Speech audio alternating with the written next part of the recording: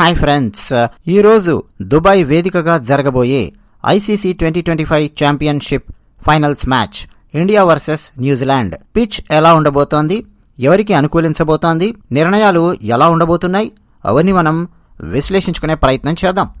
అన్నట్టు మా ఛానల్ నచ్చితే సబ్స్క్రైబ్ అవ్వండి, వీడియో నచ్చితే ఒక లైక్ కొట్టండి, మీ అభిప్రాయాలు కామెంట్ సెక్షన్లో రాయడం మర్చిపోకండి. ఇక ఈ టోర్నమెంట్ మొత్తం మనం అబ్జర్వ్ చేస్తే దుబాయ్ పిచ్ ఎక్కువగా స్పిన్నర్లకు అనుకూలించింది. అయితే ఈ రోజు కూడా దుబాయ్ పిచ్ డెఫినెట్ గా అదే విధంగా స్పిన్నర్లకు అనుకూలించబోతోంది. అయితే ఇన్నింగ్స్ లో ఫస్ట్ పవర్ ప్లే టైములో పిచ్ బ్యాటింగ్ కు అనుకూలంగా ఉన్నప్పటికీ క్రమక్రమంగా పిచ్ మందకొడిగా మారుతోంది. సో పవర్ ప్లే తర్వాత ఎవరైతే బౌలింగ్ వస్తారో ఇక వాళ్లే ఫుల్ గా హవా చలాయిస్తారు. అంటే స్పిన్నర్సే రూల్ చేయబోతూ ఉన్నారు. బంతి పాతగా మారిన తర్వాత దుబాయ్ పిచ్ లో హిట్టింగ్ చేయడం అన్నది బ్యాట్స్మెన్ కు చాలా కష్టంగా మారుతోంది. మెయిన్ గా చెప్పాలంటే మిడిల్ ఆర్డర్ లో వచ్చే బ్యాట్స్మెన్ వేగంగా పరుగులు తీయడం చాలా చాలా కష్టతరంగా మారుతోంది. సో మిడిల్ ఆర్డర్ లో ఆడే బ్యాట్స్మెన్ అప్పటికే ఆ కండిషన్స్ కు మెల్లమెల్లగా అలవాటు పడుతూ సింగిల్స్ డబుల్స్ తో స్ట్రైక్ రొటేట్ చేస్తూ నెమ్మదిగా ఆడడం తప్ప మరో ఆప్షన్ ఏది కనిపించడం లేదు. అందుకే మీరు గమనించారా, విరాట్ కోహ్లీ ఆస్ట్రేలియా మ్యాచ్ లో నెమ్మదిగా ఆడుతూ సెమీఫైనల్స్ లో ఒక్కొక్క పరుగు జాయిన్ చేస్తున్నట్టు మనకు కనిపించాడు. విరాట్ కోహ్లీ స్ట్రగుల్ అవ్వడం కాదు, ఆ పిచ్ సిచ్యువేషన్ ని బట్టి ఆ విధంగా నెమ్మదిగా ఆడుకుంటూ వెళ్ళాడు. సో సింగిల్స్ డబుల్స్ తో ప్రశాంతంగా స్ట్రైక్ రొటేట్ చేయడం తప్ప భారీ షాట్స్ కు వెళ్లడము, హిట్టింగ్ కు వెళ్లడము ముఖ్యంగా మిడిల్ ఆర్డర్ లో వచ్చే వాళ్లకు అంత ఈజీగా సాధ్యం కాదు. పొరపాటున ఒక్క రాంగ్ బాల్ టచ్ చేసినా గానీ హిట్టింగ్ కు వెళ్లి అవుట్ అవ్వక తప్పదు. అలాంటి సిచ్యువేషన్ దుబాయ్ పిచ్ పరిస్థితి. For example Bharat Pakistan match A pitch అయితే దానికోసం రూపొందించారో ఫైనల్ మ్యాచ్ కూడా అదే పిచ్ ను రెడీ చేస్తున్నారు అని చెప్పి తెలుస్తోంది. నిజానికి స్టేడియంలో 3 నుంచి 4 పిచ్చులు ఉంటాయి, కొన్ని స్టేడియంస్ లో 2 నుంచి 3 పిచ్చులు ఉంటాయి. ఏ పిచ్ ను మ్యాచ్ కు ఇస్తారు అన్నది రెండు వైపులా ఉన్న ప్లేయర్స్ కు తెలియదు. సో లాస్ట్ లో అది ప్రకటిస్తారు ఏ పిచ్ వాళ్ళు ఇవ్వబోతూ ఉన్నారన్నది. సో పాకిస్తాన్ తో ఆడినటువంటి పిచ్ ను ఈ రోజు ఇవ్వబోతూ ఉన్నట్టుగా మనకు లేటెస్ట్ గా అందినటువంటి సమాచారం ప్రకారం తెలుస్తోంది. For example Pakistan and Bharat match తీసుకొని చూస్తే ఫస్ట్ బ్యాటింగ్ కి దిగిన పాకిస్తాన్ చాలా కష్టపడి కింద మీద పడి 241 రన్స్ చేసింది. అయితే ఆ స్కోర్ ను 42.3 ఓవర్స్ లో కేవలం 4 వికెట్లు కోల్పోయి మన భారత జట్టు సునాయాసంగా ఛేదించింది. ఒకవేళ అదే పిచ్చును గనక రెడీ చేసి మనకిస్తే, ఇప్పటివరకు మనకు అందినటువంటి ఆ కడపడి వార్తల సమాచారం ప్రకారం ఆ పిచ్ గనక వస్తే లో స్కోరింగ్ మ్యాచ్ రాబోతోంది అనేది మనం చెప్పొచ్చు. 300 కంటే పరుగులు ఎక్కువగా వెళ్లే ఛాన్స్ లేదు ఆ పిచ్ గనక వస్తే. అలాగే పాకిస్తాన్ తో పాటు ఆస్ట్రేలియా మీద సెమీఫైనల్స్ లో మనం చేసి గెలిచాం. అయితే టాస్ ఓడిపోయినా సరే గెలిచినా సరే మన భారత జట్టు భయపడే సిచ్యువేషన్ అయితే లేదు. ఒకవేళ టాస్ గనక గెలిచామా భారత జట్టు బ్యాటింగ్ ఎంచుకునే అవకాశాలు స్పష్టంగా కనిపిస్తున్నాయి.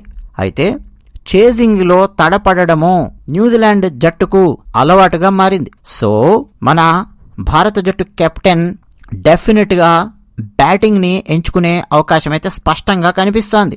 ఫస్ట్ టాస్ గెలిచారా బ్యాటింగ్ ని ఎంచుకునే ఛాన్స్ ఉంది. ఇక ఛాంపియన్స్ ట్రోఫీ ఫైనల్లో మొత్తం కాన్సన్ట్రేషన్ అంతా భారత జట్టు అలాగే న్యూజిలాండ్ జట్టులో ఉన్న స్పిన్నర్స్ వరుణ్ చక్రవర్తి, మిషెల్ శాంట్నర్ వీళ్ళిద్దరి మీదే కాన్సన్ట్రేషన్ ఉంది. ఓ రకంగా చెప్పాలంటే వరుణ్ చక్రవర్తి వర్సెస్ మిషెల్ శాంట్నర్ ఈ ఇద్దరి మధ్య పోటీ ఉండబోతోంది. ఎవరు బాగా బౌలింగ్ చేయబోతున్నారు, ఎవరు ఎక్కువ వికెట్లు ఈరోజు తీసుకోబోతూ ఉన్నారు అన్నది కూడా ఒక చర్చకు వస్తుంది. దుబాయ్ పిచ్ స్పిన్ కు అనుకూలంగా ఉంది కాబట్టి ఈ ఇద్దరు చాలా కీలకంగా మారబోతూ ఉన్నారు. అయితే Varun right hand leg spinner, Santner ఏమో లెఫ్ట్ హ్యాండ్ స్పిన్నర్. ఆ విషయం మనందరికి తెలిసిందే.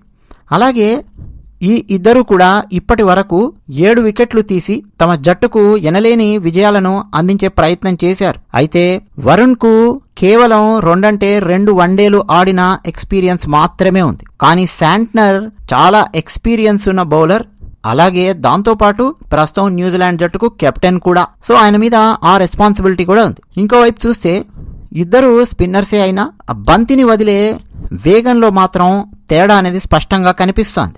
వరుణ్ చక్రవర్తి 1 ఓవర్కి 93.75 కిలోమీటర్స్ వేగంతో, అంటే దాదాపు గంటకు 93 కిలోమీటర్ల వేగంతో బాల్ విసురుతూ ఉన్నాడు.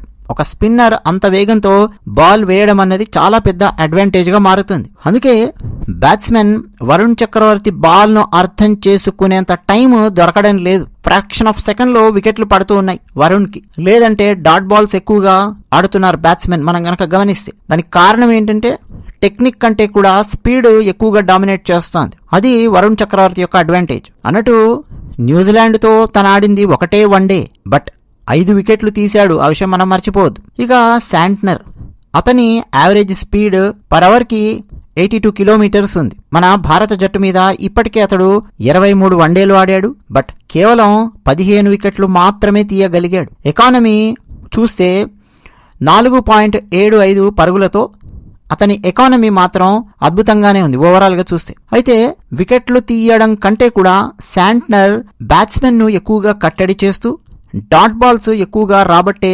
ప్రయత్నంలో ఉన్నాడు అన్న విషయం మనకు ఈ సిరీస్ లో అతను తీసినటువంటి నెంబర్ ఆఫ్ వికెట్స్, తీసిన విధానము, బ్యాట్స్మెన్ డాట్ బాల్స్ ఎక్కువగా ఆడిన విధానము ఒకసారి మనం అనలైజ్ చేసుకుంటే అర్థమైపోతుంది. సో ఓవరాల్ గా వరుణ్ వికెట్ టేకర్ గా ఈరోజు మారే అవకాశాలు ఎక్కువగా కనిపిస్తున్నాయి శాంట్నర్ కంటే కూడా కంపేర్ చేస్తే. బట్ శాంట్నర్ ను తీసి పడేయడానికి వీల్లేదు, ఎక్స్పీరియన్స్ ఉన్నటువంటి బౌలర్ కాబట్టి. ఎందుకంటే ప్రత్యర్థి బ్యాట్స్మెన్ ఒత్తిడిలో ఒక్క చిన్న తప్పు చేసినా గానీ స్పిన్ కు అనుకూలించే ఆ దుబాయ్ పిచ్ లో శాంట్నర్ శాసించే అవకాశం కూడా ఉంది.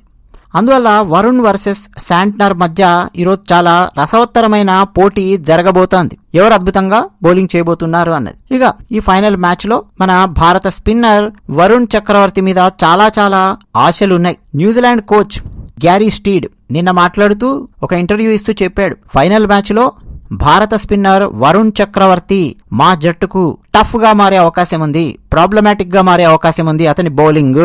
భారత్ తో మేమాడిన గ్రూప్ మ్యాచ్ లో వరుణ్ చక్రవర్తి 5 వికెట్లు తీశాడు. అతని బాల్ అర్థం చేసుకునే లోపే మా బ్యాట్స్మెన్ అవుట్ అయిపోయిన పరిస్థితి మేము గమనించాము. సో అతడి మీదే ఎక్కువగా మా బ్యాట్స్మెన్ కాన్సన్ట్రేషన్ పెట్టబోతూ ఉన్నారు. ఒక క్లాస్ బౌలర్ వరుణ్ చక్రవర్తి, కొత్తగా వచ్చాడు, అనుభవం లేదు అని చెప్పి అతన్ని తీసి పాడేయడానికి వీల్లేదు.